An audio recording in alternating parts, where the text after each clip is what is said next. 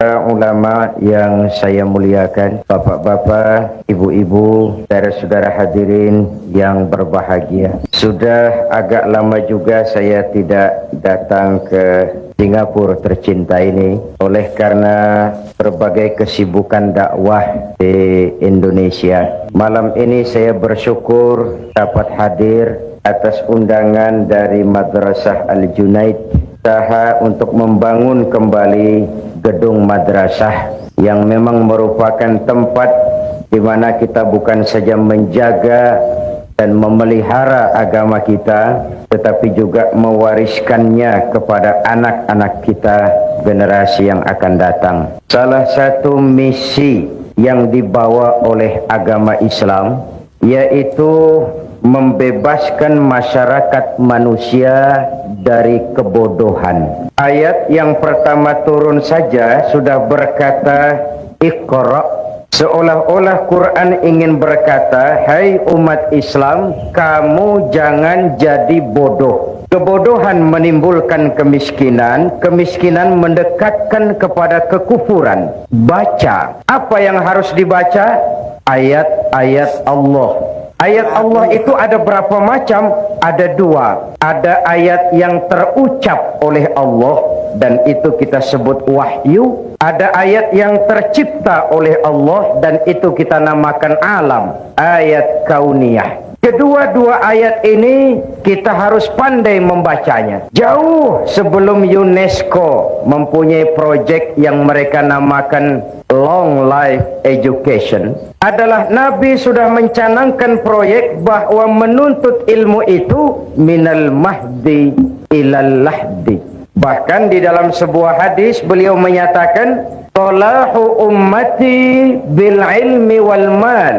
Umatku hanya bisa menjadi baik, umatku hanya bisa berjaya, umatku hanya bisa tampil memegang peranan bil ilmi wal mali, dengan ilmu dan dengan harta, dengan pendidikan dan dengan ekonomi, dengan teknologi dan dengan industri. Kalau kita ingin tampil menjadi umat yang memegang peranan, jikalau kita ingin tampil menjadi umat yang berjaya, maka dua hal ini harus kita perbaiki, pendidikan dan ekonomi, ekonomi dan pendidikan. Islam tidak mungkin hilang dari dunia, tapi Allah tidak memberikan jaminan bahwa Islam akan kekal di Singapura, di Indonesia, di Brunei. Islam tidak mungkin hilang dari dunia, tapi tidak ada jaminan Al-Quran bahwa Islam akan kekal baik di Indonesia, di Singapura maupun di Brunei. Jikalau kita umat Islam sekarang ini tidak mau berjuang, berkorban dan mewariskan Islam kepada anak-anak kita, generasi yang akan datang. Oleh karena itu, keberadaan, pengembangan dan kelangsungan hidup dari Madrasah Al-Junaid bukan hanya sekedar tanggung jawab pengurusnya, tetapi tanggung jawab kita, seluruh umat Islam ini. Yang punya kedudukan, bantulah dengan wewenangnya. Yang punya harta, bantulah dengan hartanya. Yang punya ilmu, bantulah dengan ilmunya.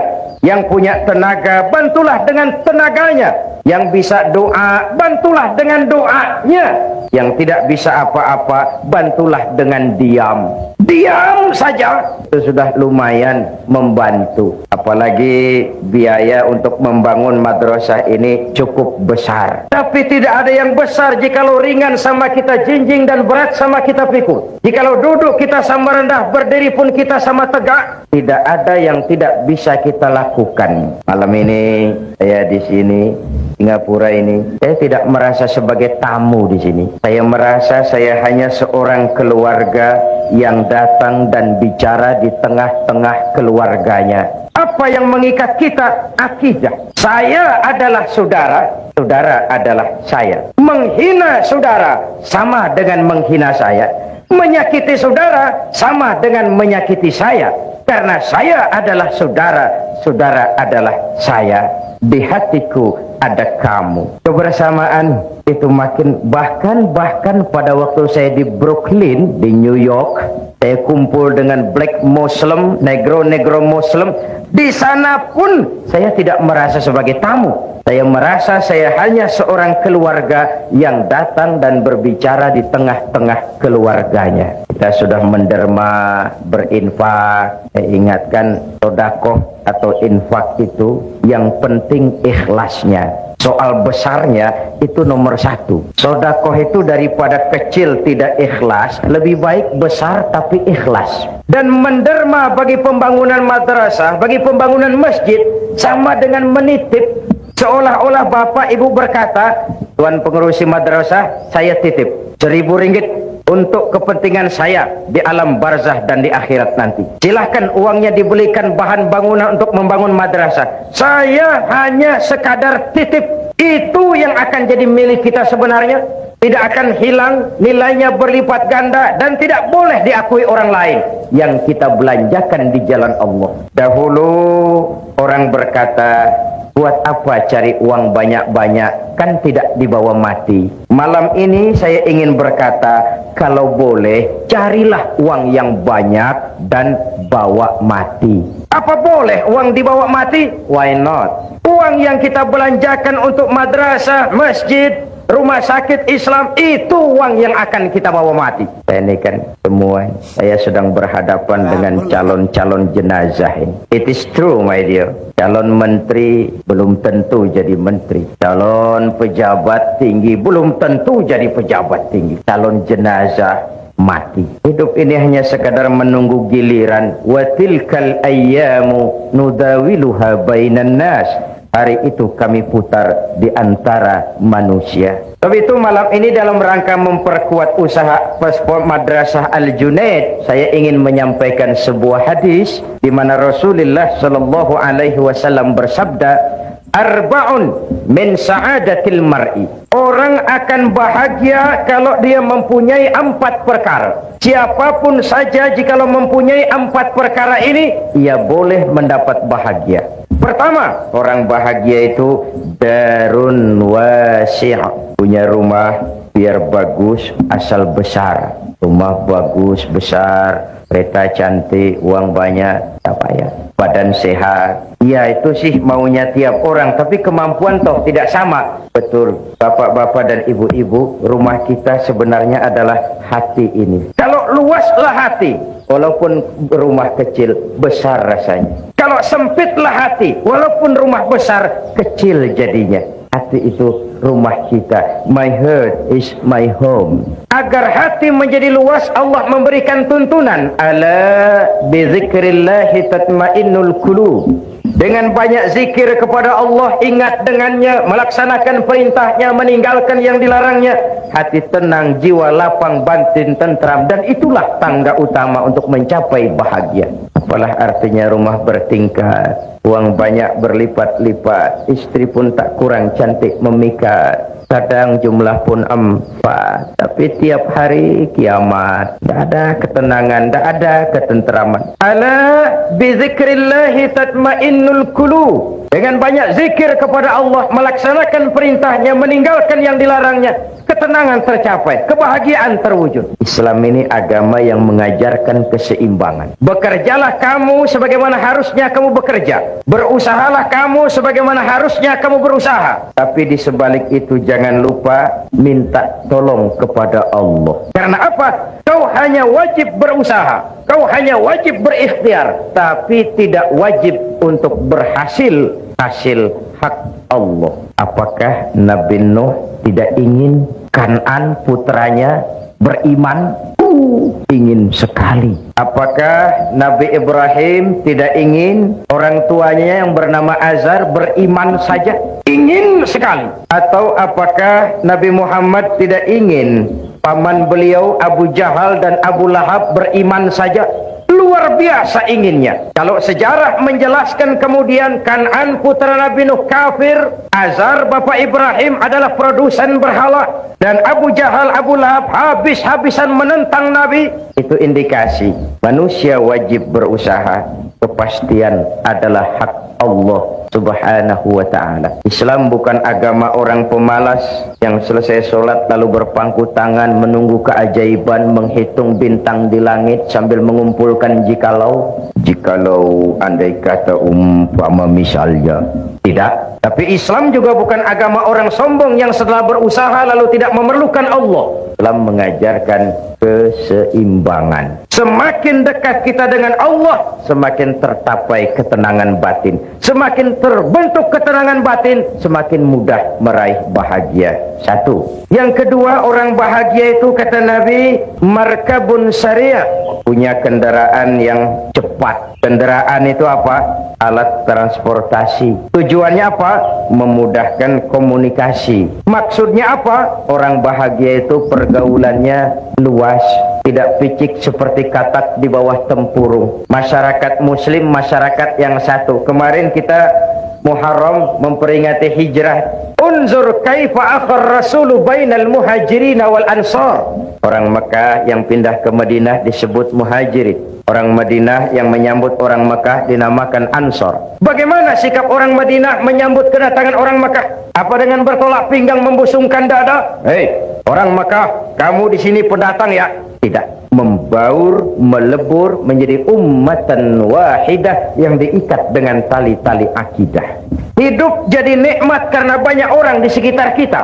Bodoh manusia kalau merasa bisa hidup sendiri. Betapapun tinggi pangkat, banyak harta, hebat kemampuan intelektual, kita tetap perlu orang lain. Saya bisa pidato seperti ini. Kenapa? Karena ada yang mendengar. Bapak-bapak, ibu-ibu tenang menghadap ke sini. Kenapa? Karena ada yang mendengar. Kita saling perlu. Bagaimanapun hebat saya pidato di sini, 2 jam menggelegar, membakar, luar biasa. Yang dengari tidak ada. Hebat.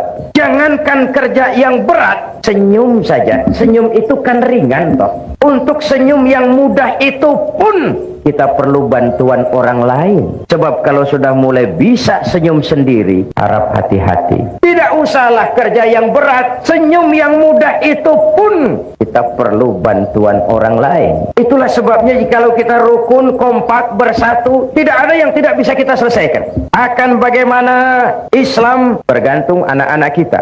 Bagaimana anak-anak kita bergantung kepada pendidikan yang mereka terima. Oleh sebab itu, sekali lagi, orang bahagia, orang yang pergaulannya luas, hidup di tengah masyarakat, tidak eksklusif, tidak memencilkan diri.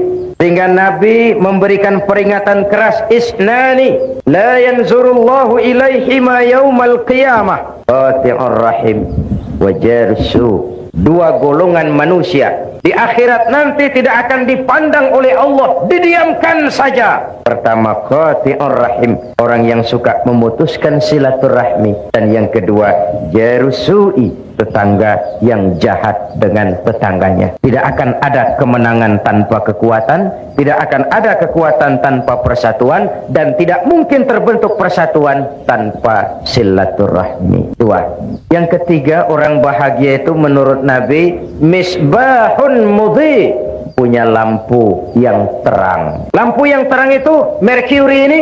Ya, tapi ini lampu dunia. Kristal? Ya, tapi itu lampu dunia. Hidup tidak berhenti hingga di dunia. Satu saat, setuju atau tidak, rela atau terpaksa, kita akan pergi berangkat menuju rumah masa depan, yaitu kuburan. Rumah masa depan. Malah kalau menurut contoh dari baginda Nabi kita, jatah umur itu cuma berapa? 63 tahun. Maka yang malam ini sudah 62 tahun 11 bulan. Supaya hati-hati, Pak. 1 bulan lagi kontrak selesai. Walaupun ajal itu a mysterious problem ya. Kalau datang saatnya berpisah kita dengan semua yang kita cintai, sehingga Nabi dipesan oleh malaikat Jibril, ya Muhammad, ish ma syi'ta fa innaka mayyitun wa'mal ma syi'ta fa innaka majziyun bih wa ahbib ma syi'ta fa innaka mufariquh. Muhammad, hiduplah seenakmu, hiduplah semaumu. Kalau dilarang tidak terlarang, dicegah tidak tercegah, mau juga kau memperturutkan hawa nafsumu, silahkan. Mau ke barat, ke baratlah, mau ke timurlah. Mau menegakkan yang ma'ruf, oke. Mau membina yang munkar, silahkan. Mau jadi orang baik-baik, boleh. Mau jadi tidak baik, silahkan. Hiduplah semaumu. Wa innaka mayyitun, jangan lupa kamu akan mati. Terus mafhum mukhalafahnya, Kalau kamu tahu kamu akan mati, jangan hidup seenaknya. Maaf, ibu-ibu ini akan mati apa tidak? Mati, mati. Mati. Bapak-bapak, saudara-saudara, saya belakangan sedikit. Kalau saya terserah sih, saya sih mudah saja. Saudara-saudara dulu, saya belakang boleh. Atau saya belakang, saudara dulu juga. Silahkan. Hiduplah seenakmu. Tapi jangan lupa kamu akan mati. Kalau mati, dibawa ke kubur. Yang mengantar cuma 3. Ahluhu wa maluhu wa amaluhu. Keluarga, harta, amal ikut mengantar. Tapi sayang 1000 kali sayang, yang 2 kembali lagi ke rumah. Tidak mau ikut masuk ke liang kubur. Pertama, keluarga. Tidak seorang keluarganya yang bagaimanapun cintanya kepadanya yang mau ikut masuk ke liang kubur. Tidak istri, tidak suami, tidak kemenaan, tidak om, tidak tante, tidak seorang pun. Istri bapak ini yang katanya setia kepada bapak, yang dulu pernah berjanji buat sehidup semati di bawah tiang listrik. Dulu dia berkata, bang, apalah artinya hidup ini tanpa engkau di sisiku, bang. Dulu jangan berharap bapak masuk liang lahat, istri bapak akan mau ikut masuk ke dalam. Matanya yang sebelah kiri memang menangis, yang sebelah kanan cari ganti. Siapa? Dunia.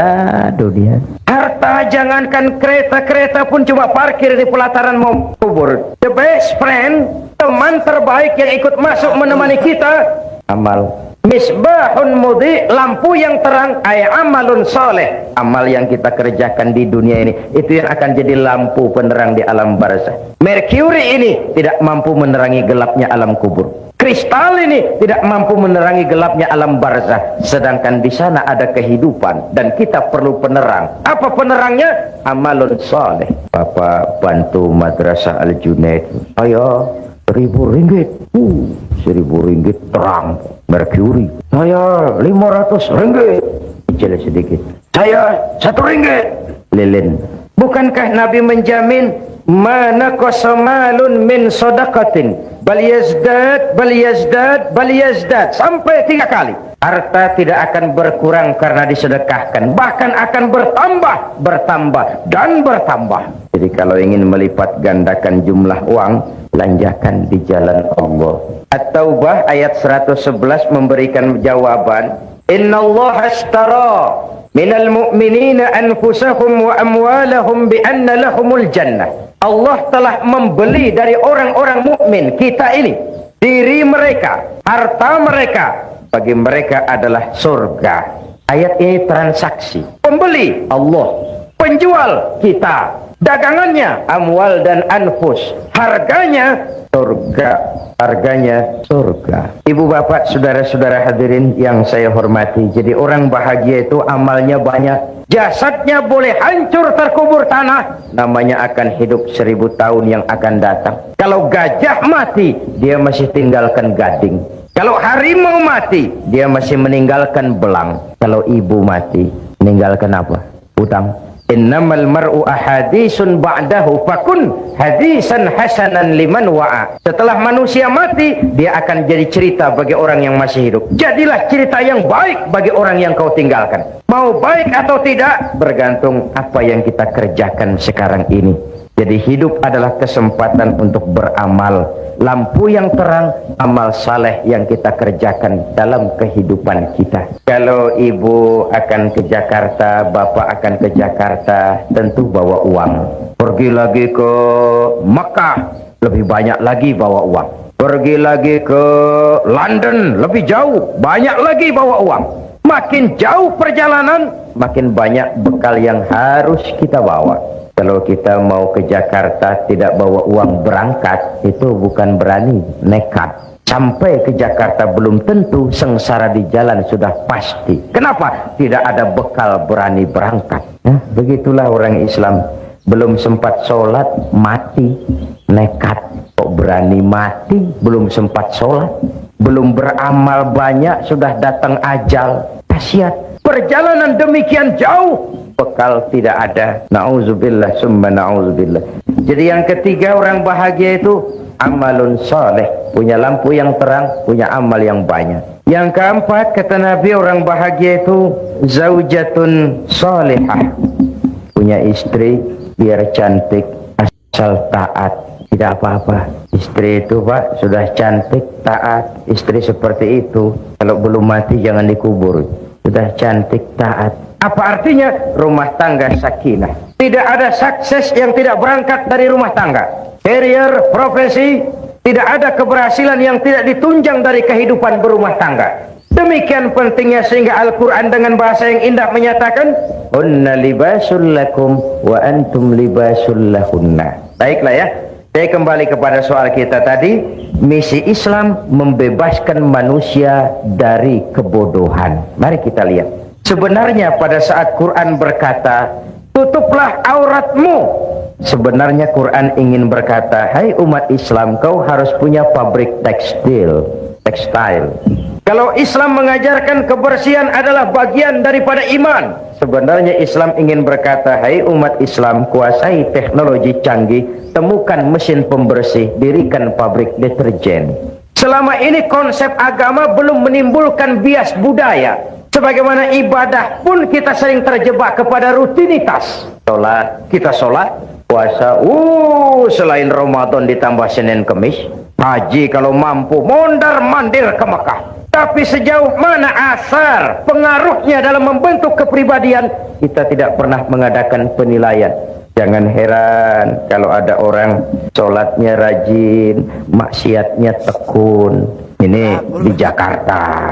Yang seperti ini di Jakarta. Di sini insya Allah sama.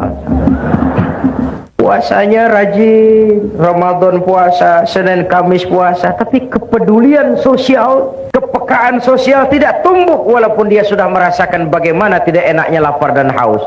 Kepada yatim kejamnya luar biasa. Haji mondar-mandir ke Mekah, tapi wawasannya tetap picik seperti katak di bawah tempurung. Kita bukan tidak bisa syahadat, kalau syahadat lancar, tahlil mantap.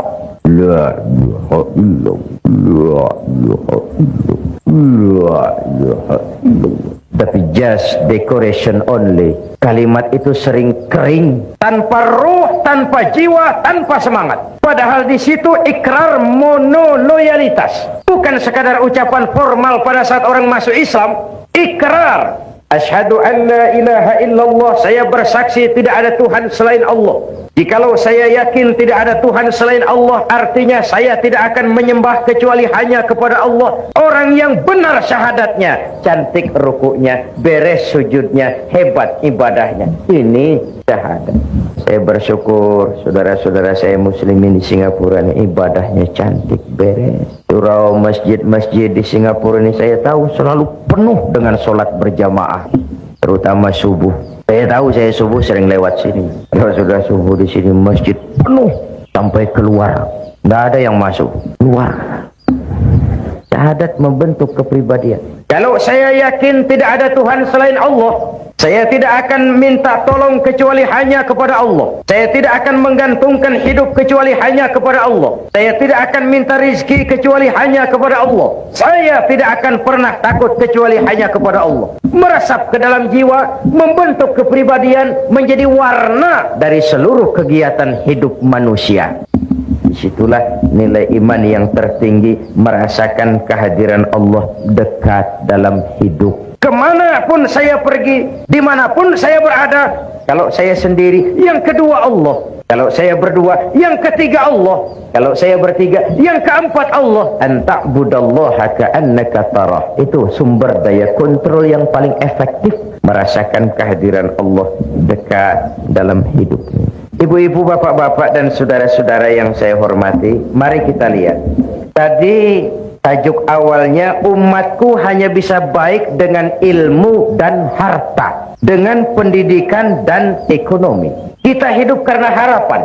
Kita ingin anak-anak kita lebih baik daripada kita. Dan untuk itu kita orang tua berkorban agar mereka bisa melanjutkan pendidikan. Sementara Madrasah Al-Junaid ini dibangun tahun 27. Jumlah muridnya sudah lebih banyak daripada jumlah tempat belajarnya, sehingga tidak mampu lagi untuk menampung. Dan itu saya katakan tadi, pengembangannya, keberadaannya, kelangsungan hidupnya, tanggung jawab kita bersama. Tidak sekadar tanggung jawab pengurusnya, tanggung jawab kita bersama-sama. Nah, Tidak cukup membangun madrasah hanya dengan ilmu, wal mal, juga dengan harta. Sebab itu di dalam kitab Durratun Nasihin ada riwayat nanti di akhirat. Ibu-ibu sudah pernah ke akhirat? Belum? Belum, sama. Mau ke akhirat? Kalau mau saya daftar, besok berangkat. Di akhirat, menurut kitab Durratun Nasihin, ada 4 golongan manusia bertengkar di depan pintu surga. Masing-masing mereka merasa punya hak masuk lebih dahulu ke dalam surga. Haji mabrur, orang mati syahid, ulama, dan orang kaya yang pemurah. Bertengkar. Kata yang haji mabrur, saya lebih dulu masuk surga. I am the first. Kata yang mati syahid, tidak bisa, saya lebih dulu. Kata yang pemurah kaya, tidak mungkin, saya lebih dulu. Bertengkar. Akhirnya Allah mengutus malaikat Jibril. Bril. Ini bahasa Zainuddin. Di hadisnya tidak begitu. Jangan nanti kok ini tidak bril sih. Ini bahasa Zainuddin, Pak. Supaya live, Pak. Jibril, labbaik ya Rabb. Coba kamu turun, tanya itu, kenapa mereka bertengkar di depan pintu surga? Cepat. Oke, bos. Ini juga bahasa Zainuddin. Turun Jibril. Saudara-saudara, kenapa bertengkar di sini? Ya Jibril, maafkan. Kenapa? Setiap kami merasa punya hak lebih dahulu masuk ke dalam surga. Oh, begitu. Iya. Oke. Apa yang menyebabkan tiap kamu merasa punya hak lebih dahulu masuk ke dalam surga? Coba saya tanya, amal kamu satu-satu. Kamu yang pertama, apa? Jibril. Apa? Sebentar, saya minum dulu. Sudah? Ya. Bagaimana? Saya ini... kenapa kamu merasa berhak lebih dahulu masuk surga? Saya waktu di dunia itu pergi haji. Lalu? Alhamdulillah, haji saya mabrur. Kemudian? Katanya orang yang hajinya mabrur itu masuk surga lebih dulu dari yang lain. Kata siapa? Kata ulama. Saya dengar syarahan begitu. Jadi yang memberitahu kamu ulama? Iya. Kalau begitu jangan mendahului orang yang memberitahu kamu. Yang memberitahu kamu ulama kan? Betul. Ulama dulu, kamu belakang. Minggir. Gak tahu diri kamu. The next. Kamu yang berikutnya apa amalan kamu ketika di dunia? Ya Jibril. Saya itu waktu di dunia berjuang membela agama, perang menghadapi orang-orang kafir. Saya gugur bersimbah darah, ikhlas karena Allah. Katanya orang mati syahid masuk surga lebih dulu dari yang lain. Kata siapa? Kata ulama. Juga waktu syarahan saya dengerin begitu. Kamu sama dengan yang tadi. Mundur, belakangan. Ulamanya duluan. Kamu yang ketiga?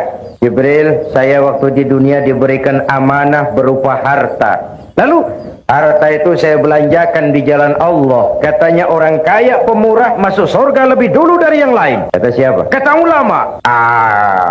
Kalau begitu sumbernya jelas. Ulama, kamu masuk lebih dulu. Ini yang lain belakangan. Ulamanya, ulama yang tahu diri. Kata ulama, ya Jibril, memang benar. Itu yang mati syahid, yang haji mabrur, yang kaya pemurah, saya yang memberitahu, saya yang mengajari mereka. Tapi terus terang saja Jibril, saya ini bisa jadi ulama itu karena dulu ada orang kaya bangun madrasah namanya Al-Junaid.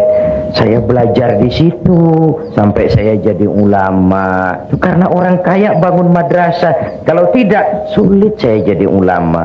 Jadi bagaimana? Biarlah orang kaya pemurah masuk surga lebih dulu. Saya ikut menyusul. Asbabun nuzulnya karena dia saya jadi begini. Malu kalau saya harus masuk surga lebih dulu dari orang kaya pemurah tadi. Dia belikan saya kitab, dia bangunkan madrasah, saya belajar di situ. Kalau memang begitu permintaan kamu, oke, silakan. Kamu orang kaya pemurah, masuk lebih dahulu. Ini yang ulama ikut. Jadi bapak-bapak, ibu-ibu, walaupun kita bukan ulama, ada harapan masuk surga lebih dulu dari ulama.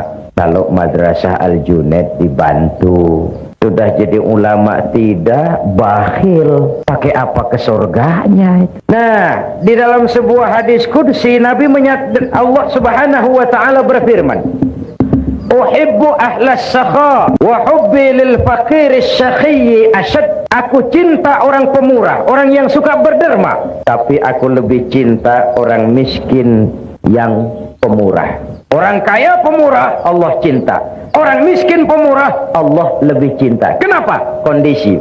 Orang kaya sodako 1.000 ringgit. Orang miskin sodako 1.000 ringgit. sama 1.000 ringgitnya, tapi pahalanya lebih besar yang miskin itu. Sebab apa? Buat si miskin 1.000 ringgit dia harus peras keringat banting tulang, pergi pagi pulang petang cari nafas. Dia berani seperti beraninya yang kaya itu tadi. Nah, sehingga pada waktu Nabi Sulaiman jihad, beliau mengadakan mobilisasi dana. Sebaca malam ini mengedarkan derma. Yang memberikan sumbangan derma tidak hanya manusia, jin, binatang ikut memberikan sumbangan, menyumbang semua. Mula-mula datang gajah. Gajah nyumbang kerbau. Datang kerbau. Kerbau menyumbang kambing. Datang kambing. Kambing menyumbang ayam. Datang ayam. Ayam menyumbang burung. Datang burung. Burung menyumbang belalang. Terakhir datang belalang nyumbang semut. Semut yang kecil. Gajah yang menyumbang kerbau melihat belalang nyumbang semut, senyum sinis.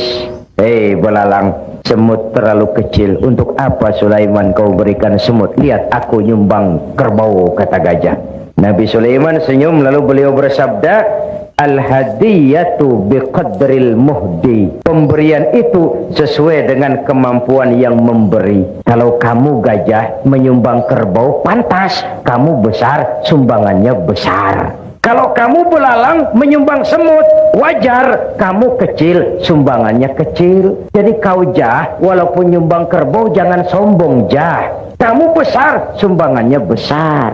Yang aneh itu ada gajah nyumbang semut. Orangnya kaya, keretanya banyak, uangnya banyak. Datang panitia pembangunan Madrasah Al-Junaid, ringgit. Gajah nyumbang kerbau. Saya percaya malam ini di sini banyak gajah-gajah ini, Pak. Mudah-mudahan Al-Junaid dapat kerbau. Ibu bapak saudara-saudara hadirin yang saya hormati, jadi hanya dengan semangat ilmu maka nilai amal itu bisa kita harapkan. Kata orang, dengan ilmu hidup jadi mudah, dengan seni hidup jadi indah, dengan agama hidup jadi terarah. Dengan ilmu hidup jadi mudah.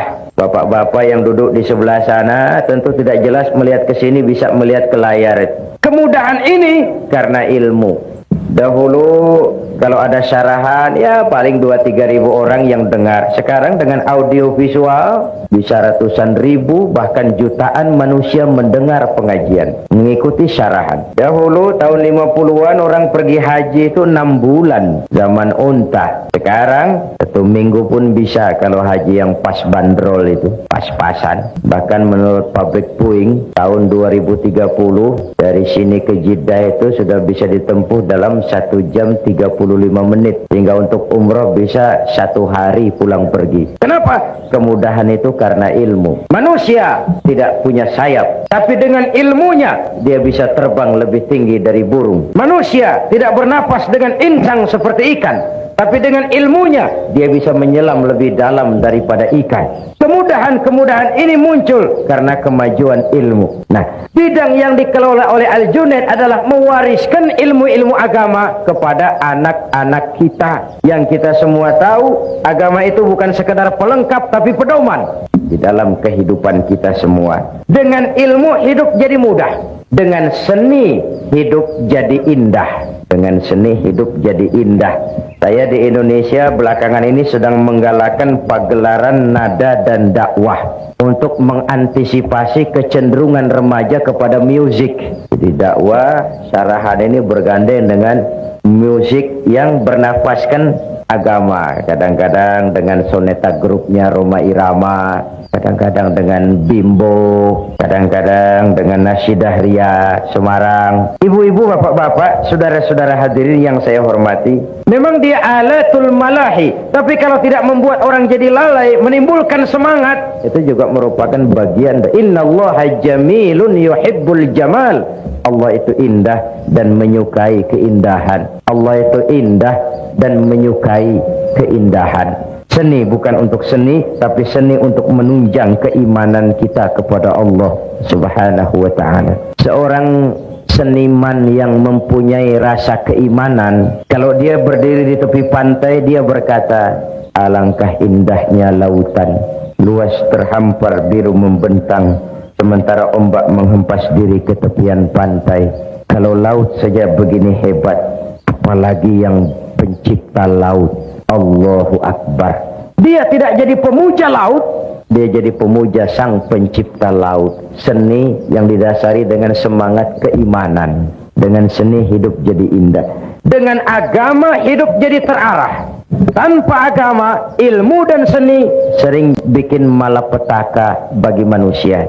Tanpa agama, ilmu dan seni bisa membawa kesengsaraan kepada manusia. Nah, untuk itu sekali lagi Madrasah Al-Junaid ini adalah milik kita bersama.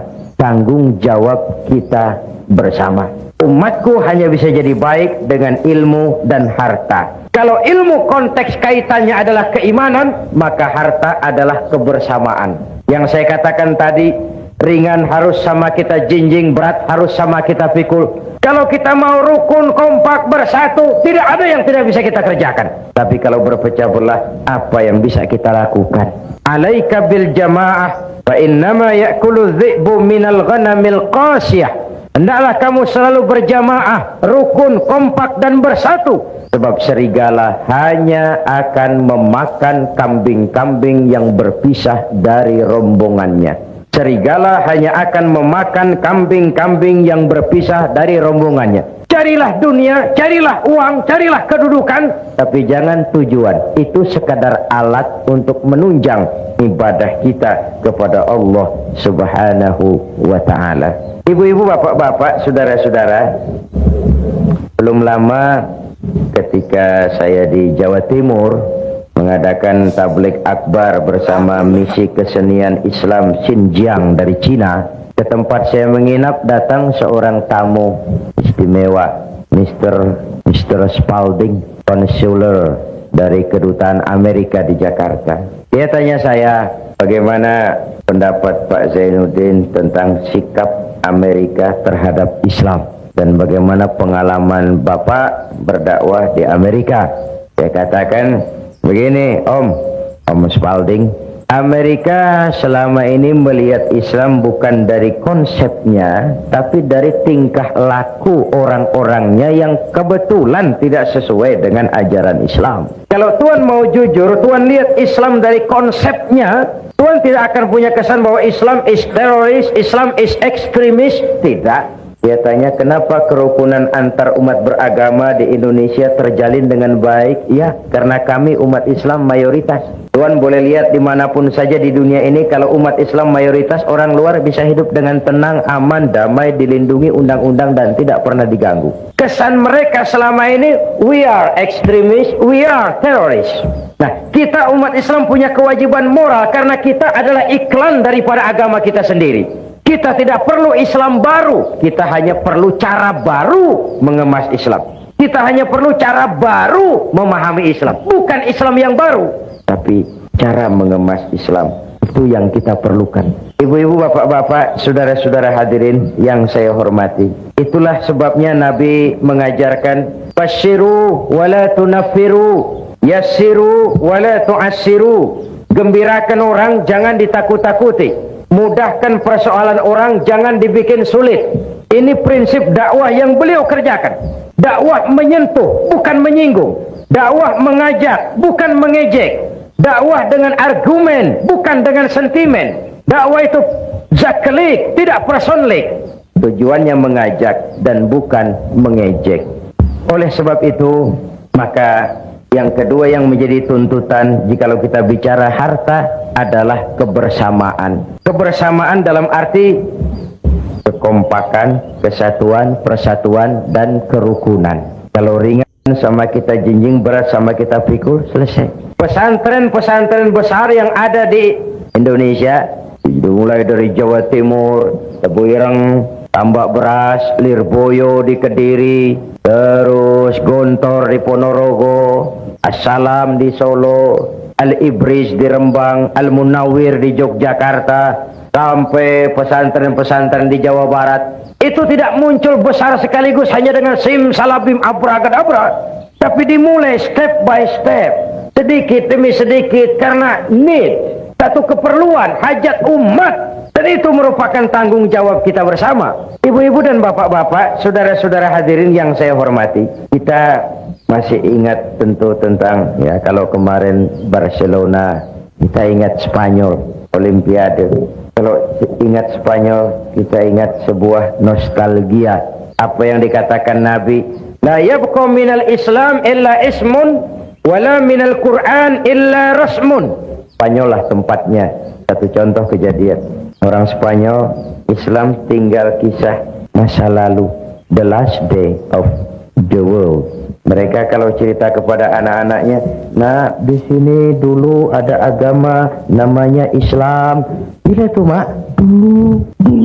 Banyak orang Islam kalau sholat hari Jumat sholat. Kapan itu mak? Dulu. Islam cuma cerita masa lalu. Nah, kita punya tanggung jawab moral. Bukan saja menjaga Islam ini, tapi mewariskannya kepada anak-anak kita. Sehingga sering saya contohkan dalam berbagai kesempatan, umat Islam di dalam kebersamaan itu bagaikan 5 jari ini. Jikalau dia rukun, kompak, bersatu, apa yang tidak terpegang. Tapi kalau berpecah belah, apa nak dipegang? Ini ibu jari. Siapa ini? Orang-orang yang memegang kekuasaan. Umaro, kerja apa saja kalau sudah diginikan oleh Umaro, lumayan. Diginikan, kiamat. Umaro. Sebab itu umat Islam melalui sholat berjamaah diajarkan umat Islam bukan umat yang ekstrim. We are not terrorists, we are not extremists. Macam mana? Sholat mendidik kita. Bagaimanapun kalau imam takbir, makmum takbir. Imam ruku, makmum ruku. Imam sujud, makmum sujud. It is loyalty. Asal imam benar. Tapi memang masyarakat Islam bukan masyarakat yang buta. Kenapa? Kalau imam keliru, mestinya ruku, imam sujud. Woi, salah. Tegur. Bagaimana menegurnya? Ada kaifiah, rule of the game. Subhanallah. Tidak boleh imam keliru, makmum emosi. Main pegang. Mam, salah. Kacau, solat. Kalau imam benar, makmum pasti ikut. Sekarang imam buang angin. Apa makmum lalu berkata, demi kesetiaan saya kepada imam. Imam buang angin, saya lebih keras lagi. Itu yang disebut taklidul a'ma. Di situ demokrasi. Imam buang angin, ke pinggir saja. Yang di belakang maju, teruskan pekerjaan imam demi menjaga keselamatan sholat berjamaah. Tidak perlu membentuk sholat baru, lanjutkan saja. Iyyaka na'budu wa iyyaka nasta'in. Sampai situ imam buang angin, ke pinggir. Yang di belakang maju, teruskan. Ihdinas siratal mustaqim. Tidak perlu bikin sholat baru. Asal imam tahu diri, kalau sudah buang angin, ke pinggir. Sholat sering rusak karena imam sudah buang angin, tenang. Seperti orang tidak punya salah. Selesai sholat ditanya, Pak Imam tadi buang angin ya? Kehidupan sosial, mekanisme kehidupan berdemokrasi diajarkan melalui sholat. Umat ini umat yang loyal. Umaron, harus ada Muslim yang jadi manpower. Yang ini telunjuk, alat untuk menunjuk. Ini siapa? Agniya, orang kaya, para pengusaha. Di mana-mana kalau orang kaya sudah menunjuk, biasanya tidak banyak masalah. Nanti masjidnya dibangun sebelah sana ya. Itu kalau orang kaya yang menunjuk, selesai masjid. Coba kita yang miskin nunjuk-nunjuk begini, nggak laku Pak. Dipegang orang apa-apaan ini, nggak mau deh. Agniya, harta bukan sebagai alat, bukan sebagai tujuan, tapi sebagai alat. Sebagai alat. Agniya. Membangun rumah sakit tidak cukup dengan pidato. Membangun masjid tidak bisa hanya dengan semangat. Membangun madrasah tidak cukup dengan ilmu. Perlu harta. Ini jari tengah, ke kanan tidak, ke kiri tidak. Istilahnya ini tidak kemana-mana, tapi ada di mana-mana. Ini ulama, tokoh-tokoh agama, para pemimpin menjadi milik semua golongan. Yang ini jari manis, walaupun buntung tetap jari manis namanya. Siapa? Remaja, pemuda. Masa muda adalah masa yang paling manis. Semua harapan milik anak-anak kita. Belum pernah saya dengar ada orang pidato para kakek-kakek harapan bangsa, belum pernah. Sudah harapan itu remaja, pemuda, the next generation. Tapi itu terutama adik-adik saya, para remaja, para pemuda. Kaulah hari depan Islam di Singapura ini. Di pundakmulah tanggung jawab ini. Dan sekarang kewajibanmu membekali diri. Perjalanan masih panjang, sementara hidup hanya sekadar menunggu giliran. Musim berlalu, ada saat datang, ada saat pergi, itu pasti. Mau hidup harus berani mati. Takut mati, jangan hidup. Takut hidup, mati saja. Jadi berani hidup, tidak takut mati. Yang takut mati, tidak usah hidup. Yang takut hidup, silahkan mati. Hidup bukan undian, jangan berharap untung besar tanpa peras keringat. Biarlah berakit-rakit kita ke hulu, asal bisa berenang-renang ke tepian. Bagaimanapun, lebih baik makan singkong betulan daripada makan roti mimpi. Yang ini, kelingking ini, jari paling kecil. Ini kaum wanita, muslimat, kecil tapi mantap. An-nisa imadul bilad. Wanita tiang negara. Kalau baik wanita, baik negara. Kalau rusak wanita, hancur negara. Karena wanita, negara jaya. Karena wanita, negara hancur. Maka wanita adalah bidadari. Wanita juga kadang-kadang setan. Yang hadir di sini semua bidadari. Tapi kan memang begitu toh. Sejarah ini tidak hanya melahirkan Golda Meir, Indira Gandhi, Bandaran Naike, Margaret Thatcher, Corazon Aquino, Kartini, Dewi Sartika. Sejarah juga melahirkan perempuan-perempuan kelas Cleopatra, Margaret Josephine, Eva Braun, Pamela Bordes, Donna Rice, rombongan-rombongan setan. Kalau bersatulah 5 jari ini, rasanya tidak ada yang tidak bisa kita lakukan. Tapi kalau berpecah belah, apa yang mau kita kerjakan? Islam sudah mengikat kita dengan tali akidah. Peristiwa hijrah bersatunya Ansor dan Muhajirin merupakan cermin yang sangat nyata. Begitulah persaudaraan dalam Islam. Tidak, sekali lagi, tidak ada kemenangan tanpa kekuatan, tidak ada kekuatan tanpa persatuan, dan tidak ada persatuan tanpa silaturahmi. Ibu-ibu, bapak-bapak, saudara-saudara hadirin yang saya hormati. Jadi saya kembali kepada awal pembicaraan tadi. Misi Islam menyelamatkan manusia dari kebodohan. Yang ingin meraih dunia harus dengan ilmu. Yang ingin menjangkau akhirat harus dengan ilmu. Yang ingin dunia dan akhirat juga harus dengan ilmu. Man arada dunya fa'alaihi bil ilmi, wa man arada al akhirata fa'alaihi bil ilmi, wa man aradahuma fa'alaihi bil ilmi. Imam Ali karramallahu wajhah pernah ditawarkan, "Ya Ali, kalau aku tawarkan kepadamu ilmu atau harta, kau pilih mana?" "Ya, harta." "Ya, ilmu." "Oh, saya pilih ilmu." "Kalau saya berikan ilmu atau harta, yang mana yang kau ambil?" "Ilmu tentu." "Kenapa?" "Pertama, dengan ilmu saya bisa mencari harta. Tapi belum tentu dengan harta saya bisa mencari ilmu." Satu. Yang kedua, harta itu kalau saya berikan orang berkurang. Tapi ilmu kalau saya berikan orang bertambah. Saya ajarkan orang Fatihah, orang lain bisa, saya pun makin hafal. Tidak karena saya ajarkan orang lalu ilmu saya habis. Ajarin Fatihah, datang orang lain, "Pak, tolong saya diajar." "Oh, sudah tidak ada, Fatihah saya sudah habis, sudah diajar." Tidak ada. Tapi uang kita berikan kepada orang berkurang. Ilmu kita berikan kepada orang bertambah. Yang ketiga kata Imam Ali, ilmu menjaga kita. Harta kita yang jaga. Makin banyak harta, makin sulit menjaganya. Makin banyak materi, makin banyak pula penjaganya. Kadang-kadang tidur tidak nyenyak, teringat harta. Tapi ilmu, semakin banyak ilmu, semakin terjaga dan terpelihara diri. Sebab itu diingatkan oleh Nabi, "Inna akhsyaran nasi yaumal qiyamah la rajulun amkanahu Allahu li talabil ilmi falam yatlubhu." Orang yang paling menderita, orang yang paling rugi di akhirat nanti, orang yang oleh Allah diberikan kesempatan menuntut ilmu, tapi tidak digunakan kesempatan itu dengan sebaik-baiknya. Tidak ada yang bisa kita kerjakan tanpa ilmu. Bahkan kata Imam Ibn Ruslan, beramal pun tanpa dasar ilmu. Wa kullu man bighairi ilmin ya'malu a'maluhu mardudatun la tuqbalu. Beramal tidak dengan dasar ilmu, ditolak amalnya. Walaupun niat baik, tanpa ilmu bisa kacau. Contoh, dahulu di kampung saya ada 3 orang bodoh sholat di surau. Suraunya sudah tua, atasnya pagar, banyak tikus. 1 jadi imam, 2 jadi makmum. Waktu tahiyat, at-tahiyat, baru sampai tikus jatuh tepat di depan imam. Besar. Imam lantaran terkejut mau at-tahiyatul, tikus jatuh, rusak sholatnya. Temannya yang di belakang maksudnya baik, mau menegur, baik maksudnya. Cuma karena tidak ada ilmu, tidak mengerti bagaimana menegurnya. main pegang. Yang sholat tak boleh bercakap tuh. Sudah 2 yang batal. Yang satu mestinya selamat, malah berkata, untung saya diam saja katanya. Akhirnya jadi ngobrol semua. Lain lagi anak kecil budak nih. Kata maknya, nak, sholat kau sana. Saya tak pandai sholat, mak. Kau ikut sajalah ayahmu. Apa yang bapakmu kerjakan, ikut sajalah. Yalah, kalau ikut bolehlah. Sholatlah di belakang bapaknya. Sholat di balai bambu, tidak pakai tikar. Ketika sujud, hidung bapak terjepit bambu. Sakit dan terkejut, bapak teriak, aduh.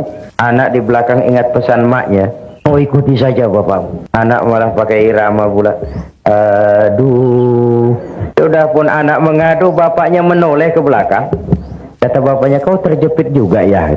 Aduh, bercakap lagi, ngobrol lagi. Ini contoh ringan saja betapa beramal tidak dengan dasar ilmu. Walaupun niatnya baik, hasilnya jadi tidak baik.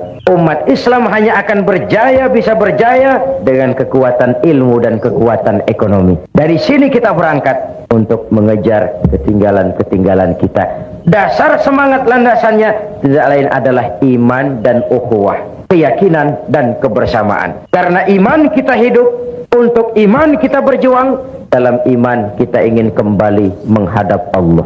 Membina madrasah Al-Junaid, membantu madrasah, berdamai buat madrasah, kalau bukan iman yang jadi tuntutan, sulit, berat. Sebagaimana hijrah Nabi dan sahabat ke Mekah, apa nak dicari? Menempuh gurun pasir yang gersang dan tandus, meninggalkan kampung halaman tempat di mana mereka dilahirkan dan dibesarkan. Harta yang dibawa sekadar yang mungkin dibawa. Seluruh keluarga yang berbeda akidah terpaksa to say goodbye, my dear. 450 kilo Mekah Madinah. Kalau siang panasnya membakar kulit, kalau malam dinginnya menusuk ke tulang sumsum. Apa yang mereka cari? Jawabannya sama dengan kalau saya berkata, bapak ibu malam ini datang ke sini. Apa yang dicari? Cuma sekedar ingin melihat makhluk bernama Zainuddin? Tidak, iman. Karena iman, Nabi dan sahabat meninggalkan kampung halaman. Karena iman, mereka tinggalkan harta benda. Karena iman, mereka pisah dengan semua keluarga.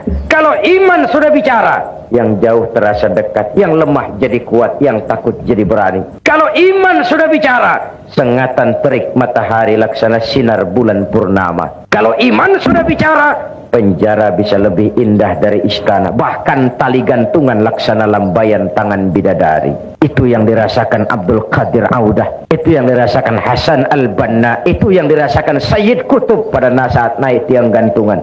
Karena iman, yang gantungan laksana lambayan tangan bidadari. Karena iman kita hidup, untuk iman kita berjuang. Dalam iman kita ingin kembali menghadap Allah. Benteng pertahanan iman termasuk madrasah Al-Junaid, yang kita menjaganya dan mewariskannya kepada anak-anak kita. Maka mantapkanlah keimanan dan pupuklah terus semangat kebersamaan. Ibu-ibu dan bapak-bapak, saya ini tadi dari airport langsung ke KBRI, terus langsung ke sini. Jadi memang belum rehat, masih cukup melelahkan, sedangkan acara sampai Senin malam insya Allah.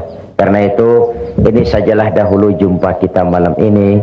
Insya Allah di lain kesempatan kita jumpa lagi. Pepatah mengatakan, wa qad yurja li jarhi sayfi bur'un wala bur'u lima jaruhal lisan. Kalau pedang lukai tubuh, masihkan ada harapan sembuh. Kalau lidah lukai hati, kemana obat hendak dicari. Untuk itu saya mohon maaf yang sebesar-besarnya. Semoga yang kita infakkan diterima Allah sebagai jariah, dan para pengurus madrasah Al-Junaid dimudahkan segala usahanya, sehingga rencana membangun madrasah Al-Junaid ini dapat menjadi kenyataan dalam waktu yang tidak lama. Terima kasih, mohon maaf. Usikum wa nafsi bitaqwallah. Wassalamualaikum warahmatullahi wabarakatuh. Mari kita berdoa, semoga semua kita yang hadir di sini dikuatkan iman dan Islam, dikokohkan kesatuan dan persatuan, dimudahkan usaha dan dimurahkan rezeki untuk menunjang jalan ibadah kepada Allah.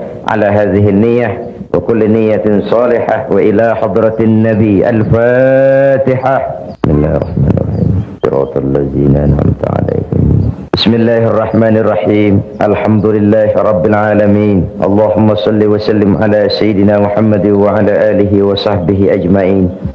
Ya Latif ya Khabir, ya Sami'u ya Basir, ya man la yahtaju ila al-bayan wa tafsir, يا من بالإجابة جدير إنك على كل شيء قدير حاجاتنا إليك كثير وأنت عالم بها وبصير ألطف بنا فيما جرت به المقادير ودبرنا بأحسن تدبير ودبرنا بأحسن تدبير ودبرنا بأحسن تدبير بكل خير وعافية يا أرحم الراحمين. اللهم احفظنا فإنك خير الحافظين وانصرنا فإنك خير الناصرين وارزقنا فإنك أنت الغني المغني الفتاح الرزاق. اللهم سهل أمورنا وتمم تقصيرنا برحمتك يا أرحم الراحمين. اللهم أصلح من في صلاحه صلاح المسلمين، اللهم أهلك من في هلاكه صلاح المسلمين. اللهم اغفر لنا ولوالدينا وارحمهما كما ربيانا صغارا.